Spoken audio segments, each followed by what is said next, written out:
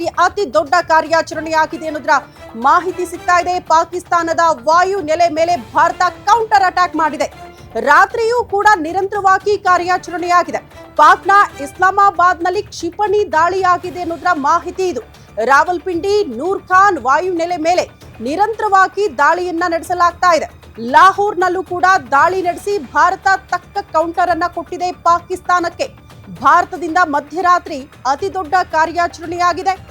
25 ಡ್ರೋನ್ಗಳು 25 ನೆಲೆಗಳನ್ನ ಟಾರ್ಗೆಟ್ ಮಾಡಿಕೊಂಡು ನಿರಂತರವಾಗಿ ಪಾಕಿಸ್ತಾನ ಅಟ್ಯಾಕ್ ಮಾಡೋದಕ್ಕೆ ಮುಂದಾಯಿತು. ಅದು ಕೂಡ ಟರ್ಕಿ ನಿರ್ಮಿತ ಡ್ರೋನ್. ನಿನ್ನೆ ಕರ್ನಲ್ ಸೂಫಿಯಾ ಖುರೇಶಿ ಅವರು ಮಾಹಿತಿ ಕೊಡ್ತಾ ಇದ್ರು ಸುದ್ದಿಗೋಷ್ಠಿಯ ಸಂದರ್ಭದಲ್ಲೇ. ಇದು ಹಮಾಸ್ ಉಗ್ರರ ಮಾದರಿಯಲ್ಲೇ ಅಟ್ಯಾಕ್ ಆಗ್ತಾ ಇದೆ ಅನ್ನೋದನ್ನ ಬಹಳ ಸ್ಪಷ್ಟವಾಗಿ ನಮ್ಮ ಭಾರತೀಯ ಸೇನೆಯೇ ಸುದ್ದಿಗೋಷ್ಠಿಯಲ್ಲಿ ಅದನ್ನ ಪ್ರಸ್ತಾಪ ಮಾಡಿತ್ತು. ಅದು ಕೂಡ ಟರ್ಕಿ ನಿರ್ಮಿತ ಡ್ರೋನ್. ಅಂದ್ರೆ ಆಟಕ್ಕುಂಟು ಲೆಕ್ಕಕ್ಕಿಲ್ಲ ಅನ್ನುವಂಥ ಪರಿಸ್ಥಿತಿ ಪಾಕಿಸ್ತಾನಕ್ಕೆ. ಇಂಥ ಶಸ್ತ್ರಾಸ್ತ್ರಗಳನ್ನ ಇಟ್ಕೊಂಡು ಯುದ್ಧ ಮಾಡ್ತೀನಿ ಅನ್ನುವಂಥ ಮನಸ್ಥಿತಿಯಲ್ಲಿ ಪಾಕಿಸ್ತಾನ ಇದೆಯಲ್ಲ, ಏನ್ ಹೇಳ್ಬೇಕು ಅನ್ನೋದೇ ಅರ್ಥ ಆಗ್ತಾ ಇಲ್ಲ. ಸದ್ಯ ಯಾವಾಗ ಭಾರತದ ನಾಗರಿಕರ ನೆಲೆಗಳನ್ನ ಟಾರ್ಗೆಟ್ ಮಾಡ್ತು ಪಾಕಿಸ್ತಾನ, ಅಲ್ಲಿಯೇ ಭಾರತೀಯ ಸೇನೆ ತಕ್ಕ ಉತ್ತರನ ಕೊಟ್ಟಿದೆ. ರಾತ್ರಿ ಇಡೀ ಕೂಡ ಅತಿ ದೊಡ್ಡ ಕಾರ್ಯಾಚರಣೆಯನ್ನ ಭಾರತೀಯ ಸೇನೆ ಮಾಡಿದೆ. ಅದರಲ್ಲಿ ಸಕ್ಸಸ್ ಕೂಡ ಆಗಿದೆ. ಬಹಳ ಸ್ಪಷ್ಟವಾಗಿ ರಕ್ಷಣಾ ಸಚಿವ ರಾಜನಾಥ್ ಸಿಂಗ್ ಅವರು ಸೇನೆಗಳಿಗೆ ಸಂಪೂರ್ಣ ಅಧಿಕಾರ ಕೊಡೋದ್ರ ಮೂಲಕ ಈಗ ಪಾಕಿಸ್ತಾನ ಏನು ಯುದ್ಧಕ್ಕೆ ಸಿದ್ಧ ಅಂತಿದೆಯೋ, ಅಟ್ಯಾಕ್ಗಳನ್ನ ಮಾಡ್ತಾ ಇದೆಯೋ, ಅದಕ್ಕೆ ತಕ್ಕ ಪ್ರತ್ಯುತ್ತರವನ್ನ ಕೊಡಲೇಬೇಕು ಅಂತ ಸೇನೆಗಳಿಗೆ ಸಂದೇಶವನ್ನ ಕೊಡೋ ಮೂಲಕ ಈ ಕೌಂಟರ್ ಅಟ್ಯಾಕ್ಗಳನ್ನ ಭಾರತೀಯ ಸೇನೆ ಕೂಡ ಈಗ ಮುಂದುವರಿಸ್ತಾ ಇದೆ.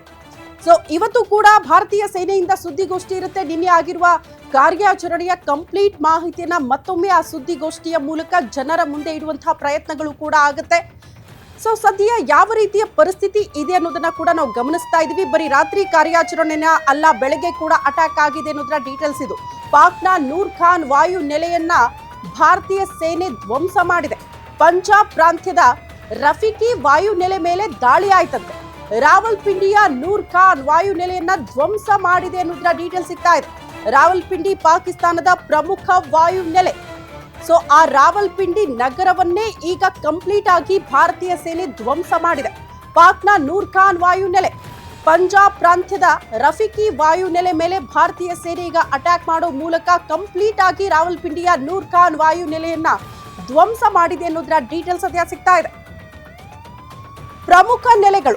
ಪ್ರಮುಖ ನೆಲೆಗಳನ್ನೇ ಈಗ ಭಾರತೀಯ ಸೇನೆ ಟಾರ್ಗೆಟ್ ಮಾಡ್ತಾ ಇದೆ. 4ರಿಂದ 5 ನಗರಗಳು ಹೆಚ್ಚು ಕಡಿಮೆ ಪಾಕಿಸ್ತಾನದಲ್ಲಿ ಹುಡುಕಬೇಕು ಆ ನಗರಗಳನ್ನ. ಆ ರೀತಿ ಭಾರತೀಯ ಸೇನೆ ತಕ್ಕ ಉತ್ತರ ಕೊಟ್ಟಿದೆ. ಸಹಜವಾಗಿ ಭಾರತದ ಗಡಿ ಪ್ರದೇಶದಲ್ಲೂ ಕೂಡ ಕೆಲವೊಂದಷ್ಟು ಕಡೆ ದಾಳಿ ಆಗುವಂತಹ ಪ್ರಯತ್ನಗಳಾಯಿತು. ಬಟ್ ನಾಗರಿಕರು ಕೂಡ ಆತಂಕದಲ್ಲಿದ್ರು ನಿನ್ನೆ ರಾತ್ರಿ ತನಕ. ಬಟ್ ಯಾವಾಗ ಭಾರತೀಯ ಸೇನೆ ಒಂದು ಸೂಚನೆ ಕೊಟ್ಟಿತ್ತು, ಬ್ಲಾಕ್ಔಟ್ ಆದಂತಹ ಸಂದರ್ಭದಲ್ಲೇ ಮನೆಯಲ್ಲೇ ಇರಬೇಕು, ಮನೆ ಬಿಟ್ಟು ಆಚೆ ಬರಬಾರದು ಅಂತ, ಆ ನಿಯಮಗಳನ್ನ ಅಥವಾ ಆ ಸಂದೇಶವನ್ನ ನಾಗರಿಕರು ಕೂಡ ಪಾಲನೆ ಮಾಡ್ತಿದ್ದಾರೆ ಆ ಭಾಗದಲ್ಲಿ. ಬಟ್ ಗಡಿಯಲ್ಲಿ ಸದ್ಯ ಉದ್ವಿಗ್ನ ಪರಿಸ್ಥಿತಿ ನಿರ್ಮಾಣ ಆಗಿರೋದನ್ನ ನಾವು ಗಮನಿಸ್ತಾ ಇದೀವಿ. ಯಾಕಂದ್ರೆ ಕ್ಷಣ ಕ್ಷಣಕ್ಕೂ ಪಾಕಿಸ್ತಾನದಿಂದ ಅಟ್ಯಾಕ್ಗಳ ಆಗುವಂತಹ ಪ್ರಯತ್ನಗಳಾಗ್ತಾ ಇದ್ರು ಕೂಡ ಭಾರತೀಯ ಸೇನೆ ನಿರಂತರವಾಗಿ ಅದಕ್ಕೆ ತಕ್ಕ ಉತ್ತರ ಕೊಡ್ತಾನೆ ಬಂದಿದೆ. ಸದ್ಯದ ಪರಿಸ್ಥಿತಿಯನ್ನು ಕೂಡ ನಾವು ಗಮನಿಸ್ತಾ ಇದೀವಿ.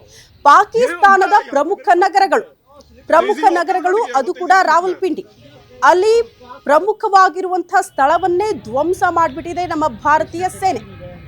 ಮುರಿದ್ ವಾಯು ನೆಲೆ, ಅಲ್ಲೂ ಕೂಡ ಭಾರತ ಸೇನೆಯಿಂದ ದಾಳಿಯಾಗಿದೆ. ಈ ಪ್ರಮುಖ ನಗರಗಳಿದೆಯಲ್ಲ, ಇಲ್ಲೆಲ್ಲ ಕೂಡ